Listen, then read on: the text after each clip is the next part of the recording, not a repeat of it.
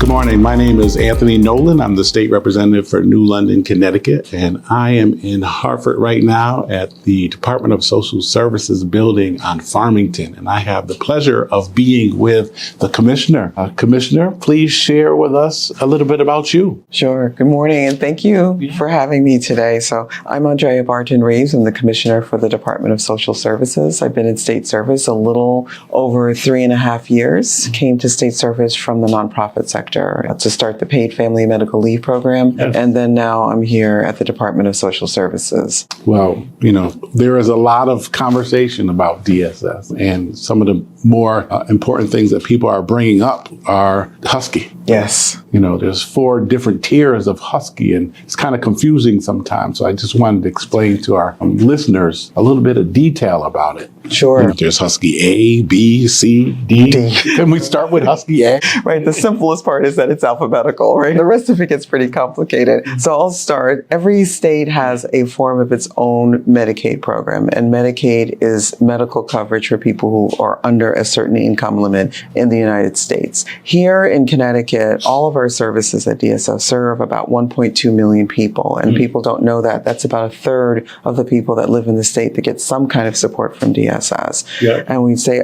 probably about 750,000 people receive some sort of Husky support. So we call our Medicaid program Husky because we're in Connecticut, and right. And that moniker makes sense for us, so that's why we call it Husky. So you were walking through A, B, C, and D. There are 2 parts to Husky generally. So Husky A covers most people. And that is really the state's version of the Medicaid program. And the difference is that we actually get some federal money for Husky A. And Husky B and C and D are really, they're structured differently. The state pays the full cost for those programs. So that's the general difference from the administrative side. Husky A has several parts to it, one of which is where we cover families. That's one part. And then another part is where we cover people who are under the age of 18. So we're talking about parents with dependents. We also cover people who don't have any children, so they're also covered under Husky. And all of those are Medicaid programs. And depending on how much you make, you may have a small copay, but most of the people who are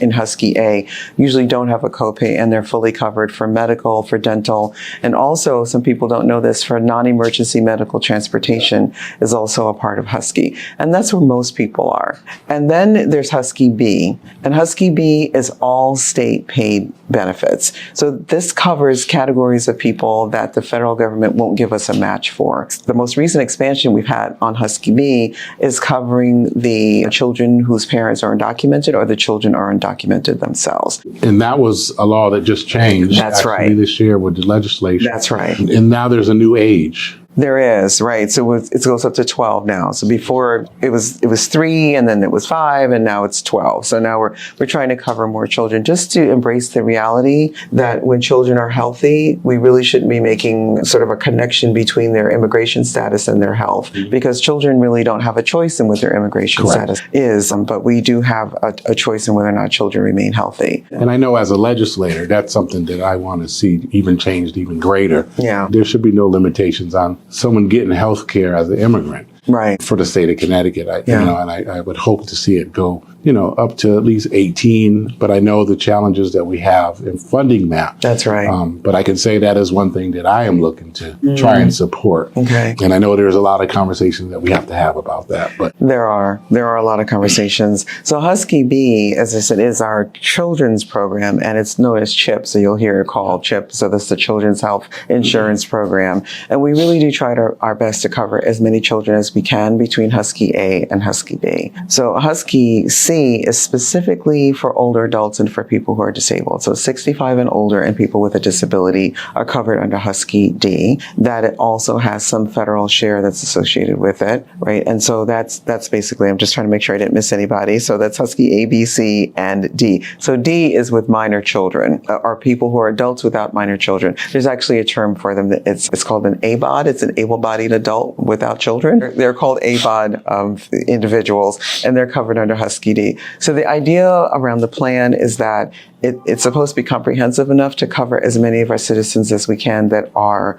eligible. Okay. So is it split up just because of the different funding mechanisms, or why is it? It is. It's split up because of the different funding mechanisms. So Husky A allows us to categorize the citizens and the residents that would be eligible for Medicaid funding. And they have certain criteria, very complicated. The Center for Medicaid and Medicare Services, CMS particularly, tells us what that is. So we know that there are certain criteria that people need to meet in order to be in Husky A, and for us to be able to claim what we call the federal match for that. And then folks that can't be in that category, or the program that we want to launch as a state doesn't necessarily require a federal match, or it's ineligible for federal match, but we want to pay for it as a state, as a policy issue, then we put those people in Husky B. Okay. And that's how we've decided to do it. Okay. Yeah. Now, so a family that comes into the state of Connecticut looking for health insurance, how do they apply for it? What do they have to do? What are the steps for Husky?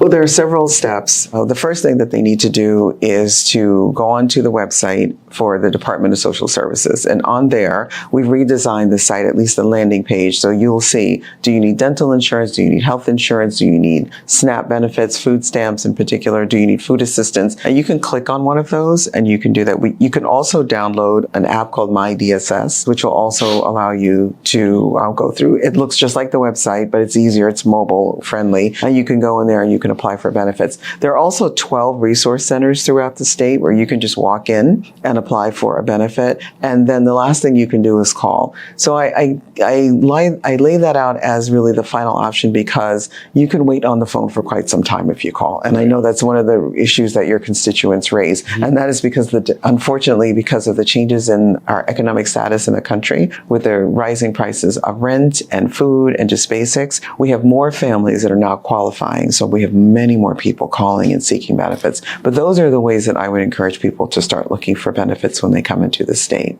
Okay. Now, when it comes to EBT, SNAP, yes. Can you explain specifics about that? Because, a lot of acronyms in the state of Connecticut. Yes. But so what is EBT? So EBT is actually the card that you get that your benefits for SNAP come on. So SNAP is Supplemental Nutrition Assistance Program. So that's really what it stands for. And it used to be known as the Food Stamp Program.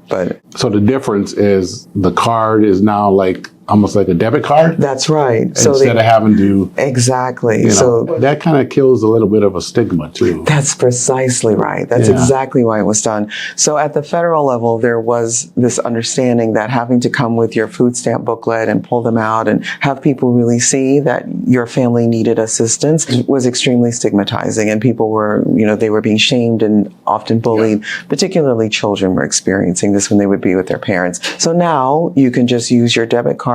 You can use your e-card as it's a debit card. No one needs to know. Yep. And it does provide dignity. We can actually reload it remotely, which is really very good. And so your benefits show up monthly on that card. It is strictly a federal program. It's funded federally. And there is a yearly renewal or reassessment of your eligibility for SNAP. Okay. All right. That's a great thing, because it brings a little bit more of a comfort to people when they go and purchase and get things. That's right. Now, are there things that EBT card you cannot buy with it? Yes, there are. And it's cigarettes, tobacco, alcohol. Those are primarily the prohibited products that you can't buy with a SNAP card. But we really encourage people to use SNAP, especially from May to October in farmers markets, because you can double the amount of benefit that you get. So those vendors know that when they use their SNAP benefit at a farmers market, people can actually get twice the free produce, fresh produce, and twice the amount of food during the summer and spring months. So what would be the cutoff?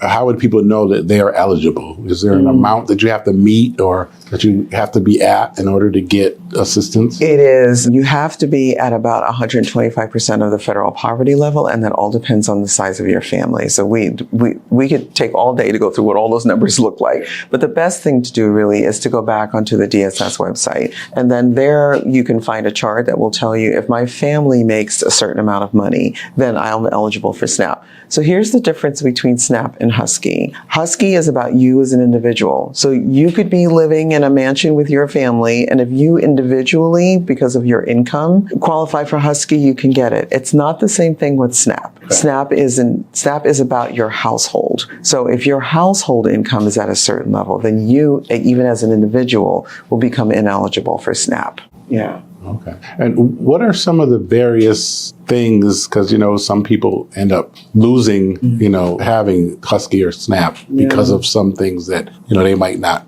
think they shouldn't do. Right. Is there anything that you can recommend for people to be careful of when you're using those? I'll tell you, Representative, most people lose their Husky and SNAP because they make too much money. And so this is really the tension and the dichotomy that we're struggling with. We want people to be able to get more education, whether it's college or technical school or, getting a trade or a profession and be able to make more money for their families. But the moment they do that, they reach a benefit cliff and then they're deemed either ineligible completely or eligible for far fewer benefits than before. This is really something as a country we really need to deal with. Ineligibility happens very rarely on I would say a deliberate basis. So fraud is very low. We hear lots of stories about welfare queens and all kinds of things. Those things are just not what's happening. We do have a team that works on that, but that's not how most people lose their benefits. Okay. Now, reaching out to try and get assistance, you talked about sometimes the call volume and it being difficult and being on the line for so long.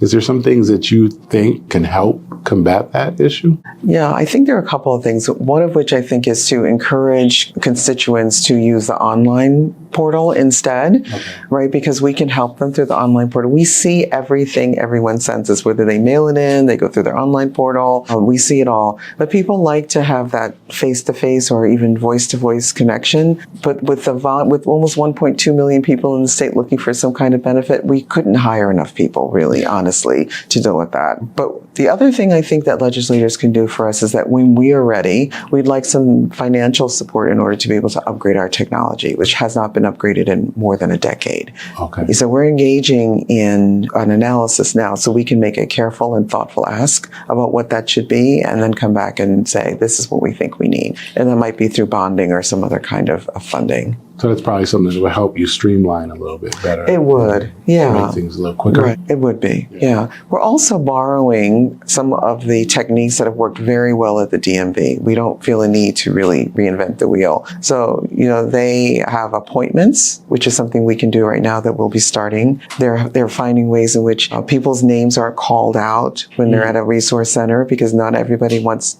everyone else to know that they're there. Yeah. So we're borrowing their number system and piloting it in some places.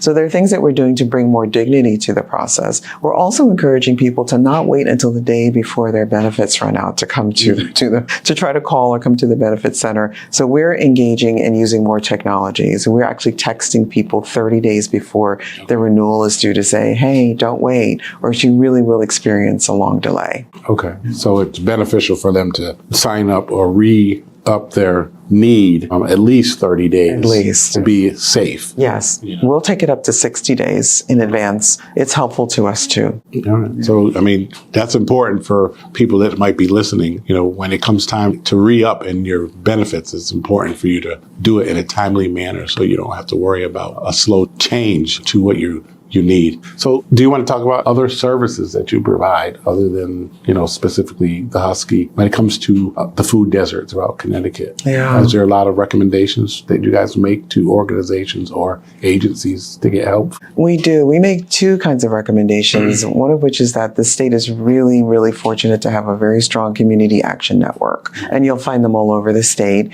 And that's a place where you can go if you are experiencing problems with food insecurity and you are living in a food desert, if you may have some housing insecurity, if you're having trouble because you have a child with special needs and you need some assistance as you're trying to navigate the educational system, community action agencies are they're exceptional at doing this. So I do really encourage people to go to them. If you're struggling with housing, we also have a community action network, and there are probably about 40 of them, if I have that number right, throughout the state. And many people don't know them. You can access them primarily through United Way 211, but you can also just kind of go online and look them up to the extent that you have access. You can go to the library and look them up. And community action networks are designed to help with homelessness and housing insecurity. So those are the two things that I would say you can go directly into your community and find. And of course, United Way 211 is an enormous resource for people. Would that be the same for like home heating oil and stuff? Is that? Yeah, so the community action agencies can help with home heating oil assistance. So that is our